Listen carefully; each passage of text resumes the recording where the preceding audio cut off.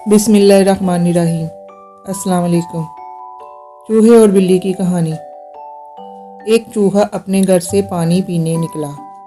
वो दरिया के किनारे पहुंचा। वहां एक हाथी भी पानी पी रहा था। हाथी बोला, आहा, कितना अच्छा और ठंडा पानी है। चूहा पानी पी के इत्मीनान से अपने घर को लौटा ताकि आराम कर सके।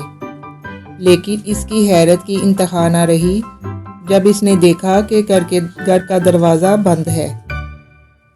चूहे को ये देखकर बहुत गुस्सा आया। इसने दरवाजे पर पैर मारते हुए चीखकर कहा, ये कौन बेवकूफ़ मेरे घर में घुस गया है। ये तुम्हारा घर कैसे है? ये तो मेरा घर है। अंदर से दूसरे चूहे की आवाज़ आई। पहला चूहा ये सुनकर आग बबूला हो गया और कहने लगा, निकल जाओ मेरे घर से, नहीं तो मैं तुम्हारा सर तोड़ दूंगा।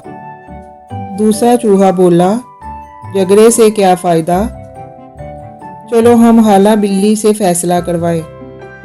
बिल्ली पूरा किस्सा सुनकर कहने लगी, अरे मियाँ, इतनी दूर से बोल रहे हो, मुझे सुनाई नहीं दे रहा, ज़रा नज़दीक आके बताओ।